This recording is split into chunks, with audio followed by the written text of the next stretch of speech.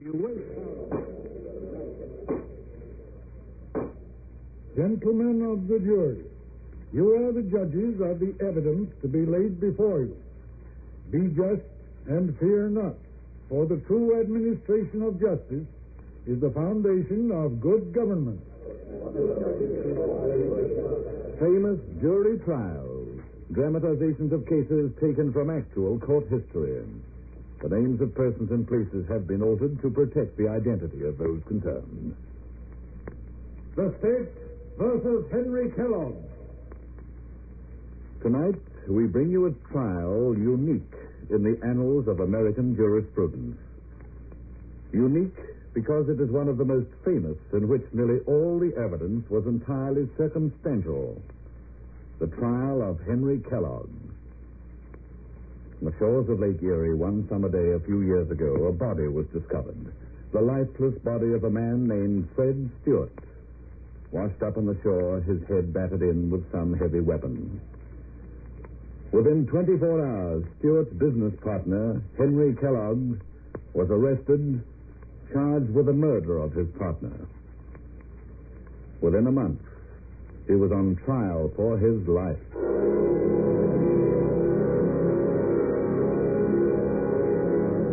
It was crowded as the district attorney opened the case of the state. And we will prove that on the 21st day of last June, Henry Kellog and his partner, Fred Stewart, entered their office together to sign final papers dissolving their partnership. That was the last time Fred Stewart was ever seen alive. Now, although there were no witnesses to what occurred in that office, the chain of circumstantial evidence is so strong that we can reconstruct that scene. Fred Stewart discovered a shortage in the firm's books. He accused his partner of stealing. And when Henry Kellog realized he was trapped, he seized a hatchet from the wood box that stood beside the office stove and struck his partner with it, killing him outright.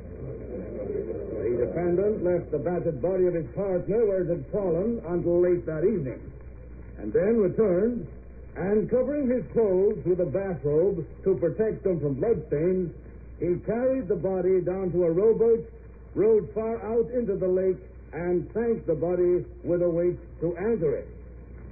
But within a few days, the lifeless body of Fred Stewart was cast up on the shore to proclaim that murder had been done.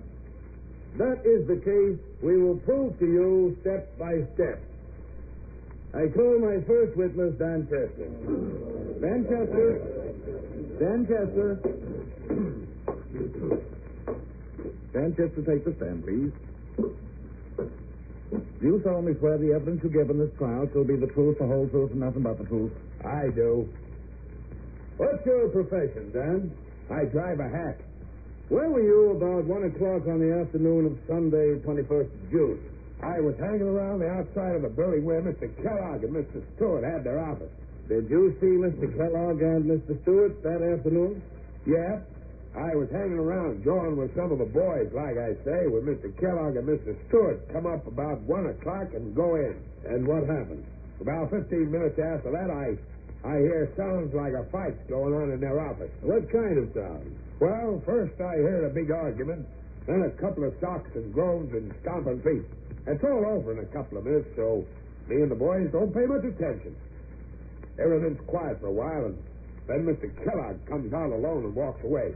Did you notice his appearance? I noticed he looked kind of white around the gills, and he seemed nervous like. Did you see Fred Stewart come out of that building? No.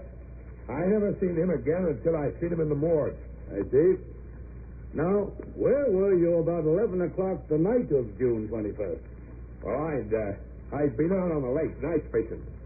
And as I was coming in, I passed a boat, see, and I look, and I sees it's Henry Kellogg's, and he's got a bathrobe on. Anything else? There's something that looks like a body flopped down in the boat. Did you hail him?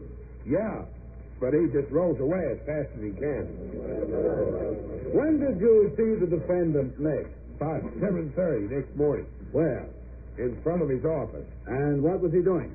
Well, he come out of his office with a rug in his arms. Yeah, I could see that part of the rug had been cut away. Then he takes a mop and a pail and washes out the office, and then he sweeps the rug and takes it back in. Bring that rug up here, please. Now, you recognize this rug, Dan? Yeah, that's the one. I offer it in evidence. No objection. Let it be received and marked. I want to show this rug to the jury. Please notice those dark spots that have been circled with chalk. We will show by an analysis of the state chemist that those spots are bloodstains. Your Honor, I object. That is not the proper way to introduce that evidence. Your Honor, I am going to introduce the report at the proper time. I sustain the objection. Let's have no more about those stains. Oh, very well. Ladies and gentlemen, I will also ask you to note that large sections of this rug have been cut away entirely. You can pull it up now, thank you. That's all, Dan. You're a witness. Now, let's see, Dan. You say you saw Mr. Kellogg about 1 o'clock on Sunday afternoon. Yes, sir. And again at about 11 that night. Yes. And again at 7:30 the following morning. Yes. Remarkable series of coincidences. What were you doing near his office at 7:30 in the morning? Looking for a fare? Well, no, I wasn't doing nothing in particular. Isn't 7:30 in the morning a rather peculiar time for you to be in that area? Are you usually even out of bed by 7:30? Well, sometimes, yeah. Sometimes. Dan, where did you come from before you came here? Back east.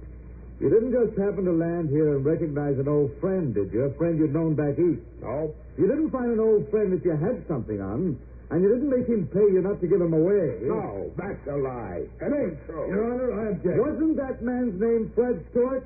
I object. All this is absurd and totally unfounded. On what do you base that charge, Mr. Pepper? On the fact that the witness's bank record shows regularly weekly deposits, and Mr. Stewart's identical withdrawals. And the amount the witness banked last year was far more than he could have earned by driving a hack. I object. We're not trying the witness here. We're trying Henry Kellogg for murder. Overruled. You may inquire further. Weren't you blackmailing Fred Stewart? No. Where did you get that money? Well, I found it. You kept on finding the same amount every week. No, I found it all at once. I just banked it that way. Uh-huh. Dan, when did you first hear that Fred Stewart was dissolving his partnership with the defendant? I don't know. No. Didn't you hear it from some casual remark let drop by those two as they entered their office that Sunday afternoon of June 21st? No. Didn't you realize Fred Stewart was running out on you? Didn't you wait until the defendant had gone, and then didn't you sneak into the office and demand a payoff from Stewart? No, that's a lie. It's all Didn't lie. he refuse to give you anything, and didn't you murder him? No, it's a lie. I didn't kill him. I didn't kill him. That's all. Call Dr. Joseph Tully. Joseph Tully. Joseph Tully.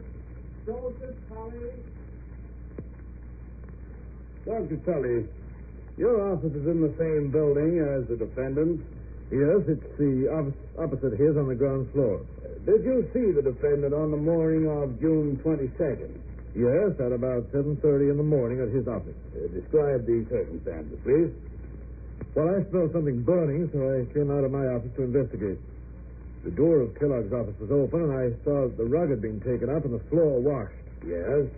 Something was burning in the stove, making an awful smell. Where was the defendant? He was out on the sidewalk, sweeping the rug. What did you do? I went to see what was burning. I meant to try and stir it up so it wouldn't smoke and make that frightful smell. Yes. When I opened the stove, I saw that it was pieces of the rug that were being burned. What did you do? Oh, I looked around. Curious rather than suspicious. And I noticed a piece of paper in the scrap basket. What kind of paper? A sheet of newspaper. What attracted my attention to it was a brownish smear on it. Yes. I picked up the paper and studied that stain.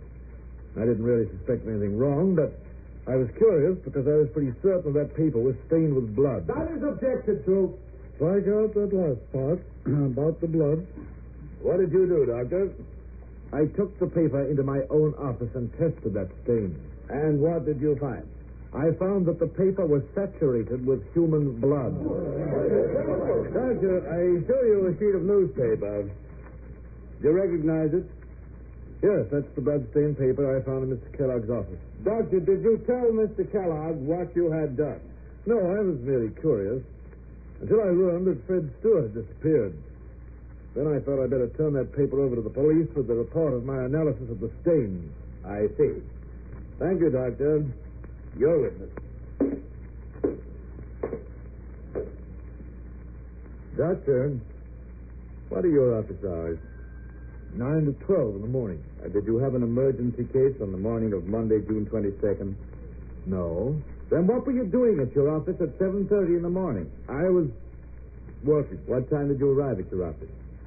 Well, as a matter of fact, I spent the night there. You spent the night at your office? Was that a usual practice of yours? No, but it happened I was working the night before on some analysis, and when I got through it was so late I decided to sleep on the office sofa instead of going home. When did you start working on this analysis, Doctor? I mean, what time did you go to your office on Sunday? About 2 Sunday afternoon. You were in that building which Fred Stewart was seen to enter and never seen alive again. You were there from 2 o'clock Sunday afternoon until 7:30 the following morning? Yes. Working on some analysis? Yes. Doctor, you have a daughter, have you not? Yes. Wasn't she engaged to the deceased Fred Stewart? Didn't he lead her to believe he intended to marry her? No, that's a lie, and I won't answer any more questions about it. You answer the questions I asked you. Didn't you hear that Fred Stewart was dissolving his partnership and intending to leave town? No. Didn't you confront him in his office that Sunday afternoon and demand that he marry your daughter? This is outrageous. How dare you insinuate anything against my daughter's good name? When he refused point blank, didn't you in a blind rage strike down the man who had dishonored your home? How dare you, sir? How dare you? Dr. Tully, didn't you fake that blood-stained newspaper as evidence against Henry Kellogg to divert suspicion from yourself?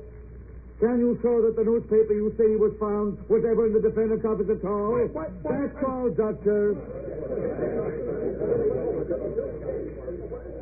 The bitter struggle of circumstantial evidence opposed to conflicting circumstance continued as the prosecution brought out further deadly testimony against Henry Kellogg, showing that the books of the Kellogg-Stewart firm were some $3,000 short, that the hatchet found in Kellogg's office exactly fitted the wounds that caused the death of Fred Stewart, that traces of human blood had been found not only on the carpet, but in the cracks of the office floor. But the most crushing evidence of all was yet to come. And now we take you back to the courtroom where the prosecution was winding up its case with a final witness, a boy of 15 named Richard Green. Dick, you were Mr. Kellogg's office boy, weren't you? Yes, I was. You frequently visited the defendant in prison before the trial. Yes. Did he secretly give you certain pieces of paper that you were to put into envelopes and mail for him? Well, Now, tell the truth, son. You were caught red-handed, you know. Well, yes. Yes, he did. I show you some papers and ask if you recognize them. Yes, I do. I offer them in evidence. No objection. Let them be received and marked. What were you to do with these pieces of paper? I was to put each one in an envelope and mail it to you. I want the jury to see these pieces of paper. You'll notice that a message has been marked out on each with a pin. And these are the messages the defendant wished to send me. Kellogg is innocent. I killed Fred Stewart. And here's another. You have got the wrong man. Kellogg is innocent. The other messages are similar. And they were all written by the defendant himself. Cross-examine the witness if you care to, Mr. Pepper. No questions. The prosecution rests, Your Honor. The defense opened what looked like a losing fight and called Henry Kellogg himself as the first defense witness. Mr. Kellogg, will you tell the jury what you knew of Fred Stewart before you went into business with him? Well, really almost nothing. Stewart came here about 3 years ago, and about a year after he'd been here, he suggested putting some capital in my business, going into partnership with me. How much did he put in? About $5,000. When did he intimate to you that he wanted to dissolve the partnership? About a week before his death. He told me he wanted to leave here and asked me to keep the news of our splitting up a secret. The reasons he gave for the secrecy were purely social. I see. Now, did you have the books of the firm audited before you dissolved? Well, no, ours was quite a small firm. It didn't seem worthwhile. Books appeared to balance, so we simply figured out our share. Sunday, after church, we went to the office and signed the final papers dissolving our partnership. Did you and he quarrel during that meeting? Yes, but that had nothing to do with the business arrangement. What was the quarrel about? Well, he said something about a certain young lady, and I didn't like what he said, so I hit him. He hit me back. Then he apologized for what he'd said he didn't know I felt that way about her. Well, that was the end of it. Were you injured by the blow you received? Well, he struck me on the nose, and I had quite a severe nosebleed. Did you catch the blood in a handkerchief, or did it fall freely? While we were trading punches, it splattered over everything. When we stopped, I used a handkerchief and wiped my hands on a piece of newspaper. Then what did you do? We said goodbye. Fred said he wanted to write some letters on the office typewriter, so I left him. And you did not go back to the office again that day? I did not. You arrived at the office very early next morning. Yes, I had some important clients coming in, and I wanted to get the place straightened up and Jim's stuff cleared out of the way before they got there. You took out the rug and swept it. Yes, I had to cut it away from the safe and the stove. The parts there were worn and frayed away, so I cut off the worn part, too. I put the pieces in the stove. Then I mopped and swept the floor, straightened out Fred's papers and stuff. What else happened that day? Well, I went over to the bank to draw some money, and I found my account was about $3,000 short. Cash that was listed on the books as having been deposited had never gone into the bank at all. Well, what did you do? I tried to find Stewart, but I found he'd disappeared. I thought he'd absconded until his body was washed up out of the lake. Thank you, Mr. Kellogg. Cross-examine. Mr. Kellogg, what were you doing out on the lake Sunday night? I prefer not to answer that question. It has nothing to do with this case. Oh, you prefer not to answer. What was the body in the stern of your boat? My answer is the same. You prefer not to answer. Mr. Kellogg, when you went to your office at 7:30 Monday morning, wasn't it so that you could destroy the evidence against you unobserved? No, it was not. Can you deny that you did destroy evidence? Well, I don't know. I certainly didn't mean to. And can you deny that you attempted to manufacture evidence after you were arrested and thrown into prison? Didn't you deliberately forge those pinprick letters? Well, didn't you? Yes, I did. That's all, Mr. Kellogg. Call Irene Garrison. No, don't call her. I don't want you to call her. I forbid it. Order. Sit down, Mr. Kellogg. But I don't Sit down. Call the witness. Irene Garrison. Irene Garrison. Irene Garrison, take the stand, please. You solemnly swear the evidence you give in this trial will be the truth, the whole truth, and nothing but the truth? I do. Miss Garrison, what is your occupation? I'm a teacher in the public school here. Where were you at 11 o'clock on Sunday night, June 21st? I was out on the lake in a boat. Alone? No. I was with the defendant, Henry Kellogg. You were with him when the taxi driver, Dan Chester, saw him on the lake? Yes. I was the body in the stern of the boat. You did not come forward with this evidence at the inquest. Mr. Kellogg told me not to. You see, we'd been swimming. That's why he was wearing a bathrobe. Yes? Well, Henry said that if people knew that I'd been out swimming with him alone late at night, people would begin to gossip. You know how it is in a small place like this. And since I teach young children, I'm particularly open to criticism. Yes, of course. How long were you with the defendant that night? From about 9 to 12 o'clock. I see. Thank you, Miss Garrison. Your witness. Miss Garrison, you, who are a guardian of the morals of the little children entrusted to you, admit that you behaved in a way that would cause you to become the subject of gossip and scandal? Yes. You expect the jury to believe that a woman of your character would hesitate to tell a lie? Because I went swimming with a man I'm engaged to, does it follow that I'm a bad character or a liar? Engaged? Yes. Mr. Kellogg proposed to me that night, and I accepted him. It was a beautiful, warm moonlight night. Henry suggested a swim. We both felt a little crazy, so we went. And you want people to believe that he came straight from committing a murder to propose to me. Well, I know it isn't possible. You love Henry Kellogg very much, don't you? Yes. If you knew he was a murderer, would you love him even then? Yes. Even then. That's all, Miss Garrison. The taking of testimony was concluded, and the defense began his summation to the jury. Your Honor, ladies and gentlemen of the jury, I would have you note that the entire case for the prosecution is based on circumstantial evidence.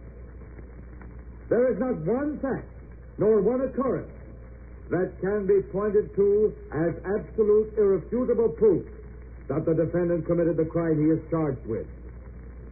I say to you that I could make out as good a case against the cab driver, Dan Chester. What was he doing at the Kellogg Stewart office that Sunday noon? What was he doing there at 7:30 the next morning? Was he blackmailing Fred Stewart? I think I could prove that he was, and make out at least as good a case for murder against him as the prosecution has against Henry Kellogg. What of Dr. Tully? He was admittedly in the building where the prosecution says the murder took place. He admits he was there from 2 o'clock Sunday afternoon until the next morning. He had the strongest of all motives to kill the man who had dishonored his daughter. Now, as to those pinprick letters which Henry Kellogg admits he wrote, when people are accused of very serious crimes, they will often do very foolish things to try and establish their innocence. I think these letters the defendant wrote are examples of that kind of behavior. You cannot let them sway your judgment because Henry Kellogg is innocent. I say he is innocent because all of his actions are consistent only with innocence and not with guilt. Ladies and gentlemen, there can be only one verdict on the facts: full and complete acquittal. Prosecution will sum up. Your Honor, ladies and gentlemen of the jury, the defense counsel doesn't like my case because it's circumstantial. Well, I say to you that circumstantial evidence is the best evidence there is. We know the firm of Kellogg and Stewart. We know that there was a shortage in the books of that firm. We know that there was a quarrel and a struggle after which Fred Stewart was never seen alive again. We know that the defendant was out on the lake late that night, where he would have to be to dispose of the body. I think we can discount the testimony of the girl, Irene Garrison. She's obviously so infatuated with the defendant that she would swear to anything to help it. Now, what else do we know? Well, the next morning we find the defendant at his office at a most unusually early hour, busily destroying evidence. It was only by the merest chance that he was actually observed doing this. And why, you may ask, didn't he destroy this evidence during the night? The answer is, it was too dangerous. Finally, there was the clinching evidence of those fake letters the defendant wrote in prison trying to confuse the authorities. That is the clearest confession of guilt that you could wish for. When a man tries to destroy evidence and to fake evidence, he is presumed to be guilty.